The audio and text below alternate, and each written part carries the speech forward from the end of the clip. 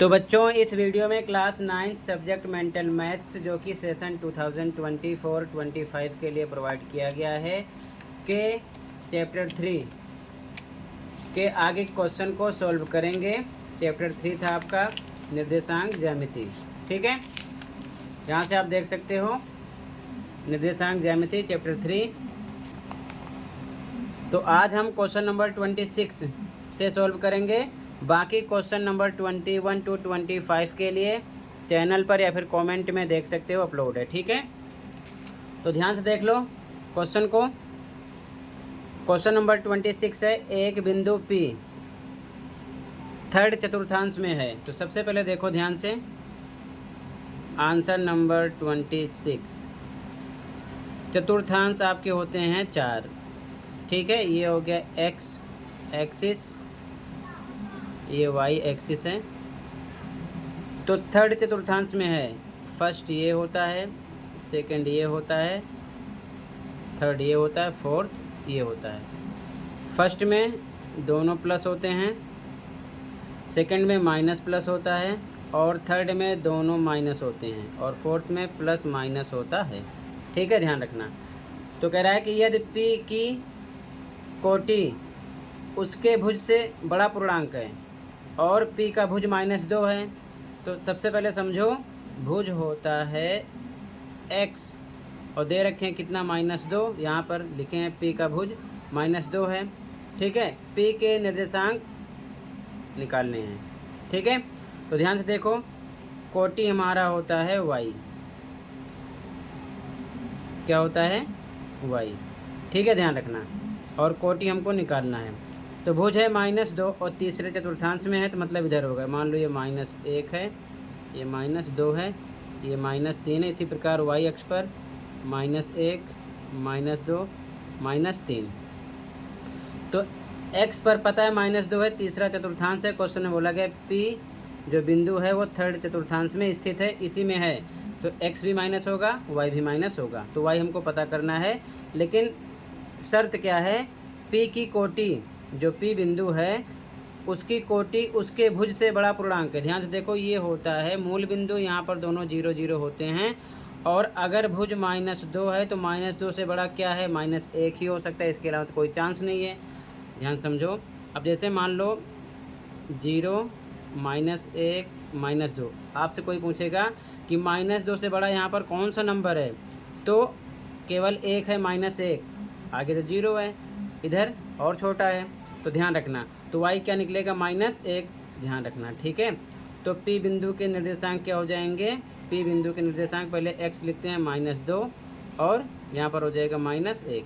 ठीक है, ये हो जाएंगे। और अगर आपको ग्राफ पर दिखाना है तो देखो -2 ये है x पर और y पर 1 है, ये दोनों एक दूसरे को यहाँ पर मिलेंगे, तो यहाँ पर आपका होगा P बिंदु। ठीक है, -2 -1, इस प्रकार से ध्यान रखना है, यहाँ पर बनेंगे, यहाँ पर दोनों एक दूसरे को मिलेंगे। तो -2 हो जाएगा आपका x और -1 हो जाएगा y, P बिंदु के निर्देशांक जो कि यहाँ पर है। ठीक है, तो इस प्रकार से आपको आंसर लिखना है। क्लियर है, ये चीज़ ध्यान में रखना। तो ये आपका आंसर नंबर 26 हो गया। क्लियर है, कहीं पर कोई डाउट होगा बता देना। अगला क्वेश्चन देखो।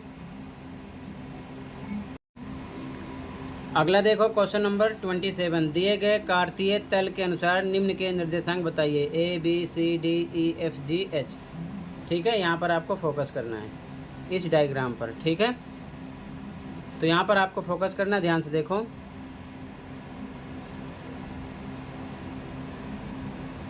यही समझा रहा हूँ, ध्यान से देखना। ये O पॉइंट है, ये आपका x अक्ष है और ये आपका है y अक्ष। ठीक है, तो ध्यान से देखो, यहाँ पर जितने वर्ग बने हैं सब 1 यूनिट की डिस्टेंस में हैं। ठीक है, तो ध्यान देखो, ये 0 है, x पर देखो इधर होगा +1, इधर +2 +3 +4 और यहाँ पर +5। ठीक है, इसी प्रकार इधर माइनस को होगा -1 -2, ये होगा -3, ये हो गया -4। इसी प्रकार y पर ऊपर प्लस का रहेगा, ये हो गया +1, ये +2 +3 +4, नीचे माइनस को होगा, ये होगा -1, ये होगा -2, ये हो गया -3। ठीक है, ध्यान रखना। अब आपको बताने हैं इनके निर्देशांक। ठीक है, तो ध्यान से देखो।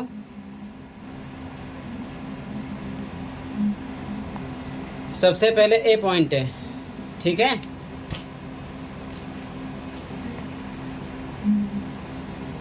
ए पॉइंट है, सबसे पहले एक्स पर देखो क्या है। एक्स पर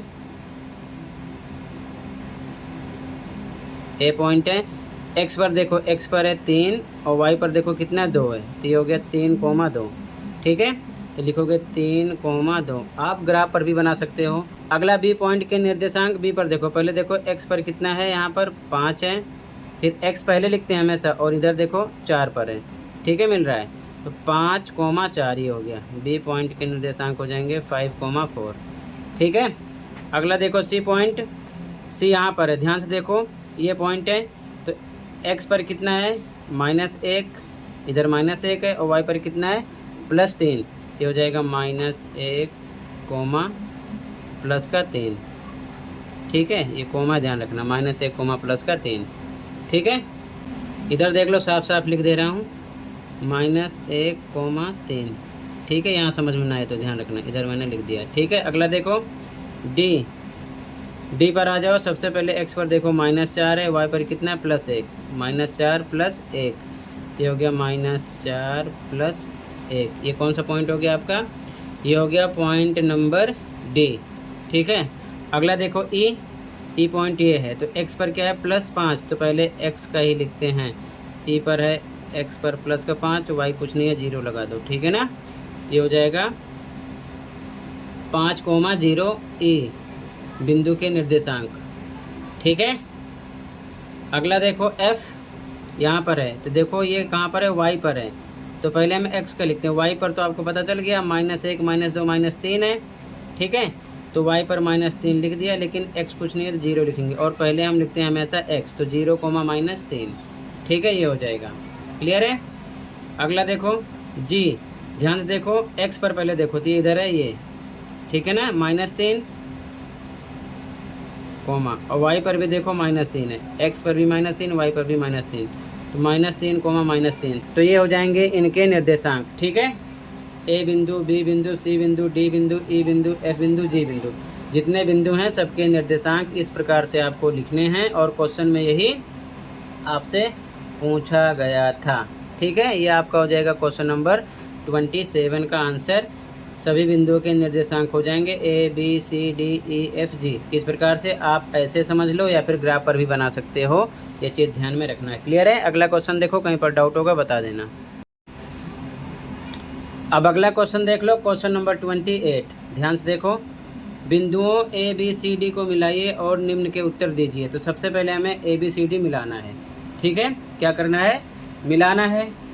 तो ध्यान से देखो, पहला क्वेश्चन है, ए, बी, सी, डी से बने चतुर्भुज का नाम बताइए। ध्यान से देखो, तो सबसे पहले इसको आप मिला लो। ठीक है, ध्यान से देखो ताकि समझ में आ जाए। ए, बी, बी को सी से मिला दिया, ए को डी से मिला दिया, और सी को डी से मिला दिया। ठीक है, इस प्रकार हमने चारों पॉइंट एक दूसरे से क्या कर दिया, मिला दिया। इस प्रकार हमने चारों पॉइंट को एक दूसरे से मिला दिया। आप स्केल से मिलाना। ठीक है, ध्यान से देखो, अगर ये पूछ लेते कि चतुर्थांश बताइए, तो फिर से सेम, ये 1 होता, ये 2, ये 3, ये 4, ये 5, बी पॉइंट होता 5, और एक्स पर कितना है 1, 5,1। इसी प्रकार पहले हम 1, 2, 3, 4, 5 इधर एक्स अक्ष पर और इधर वाई अक्ष पर निरूपित करके देख लेते कहाँ पर क्या मिल रहा है। लेकिन इन्होंने ऐसा कुछ नहीं पूछा है। इन्होंने पहला क्वेश्चन किया है कि मिला दो ए, बी, सी, डी को, मिला दिया। उसके बाद में कह रहे हैं ए, बी, सी, डी से बने चतुर्भुज का नाम बताइए।